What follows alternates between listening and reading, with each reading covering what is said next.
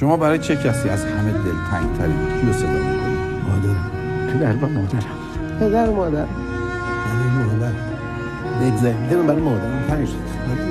مامانم به نظر خدا بود و ندیدم زنی مظلوم‌تر از مادرم.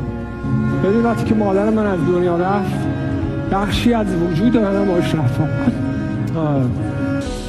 دیگه نمیزاد مادرای ما رو. دنیا به خودش نمیبینه مادرای ما. مادر من هیچ وقت یک کرم به دستش نزد، هیچ وقت ندونست دستکش آشپزخونه چیه. مادر سر سفره نمیاد. بخوریم بچه ها، من غذا رو خوردم شما بخوریم. نخورده ها یا غذا به بچه هاش نرسید.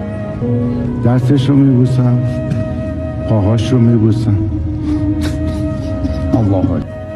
اما در زندگی هیچ کس مادر نمیشه. هیچ کس قد او به فکر شما نیست. هیچ کس مثل اون قصه شما رو نمیخوره. هیچ کس مثل اون دوستتون نداره. قد اون دوستتون نداره.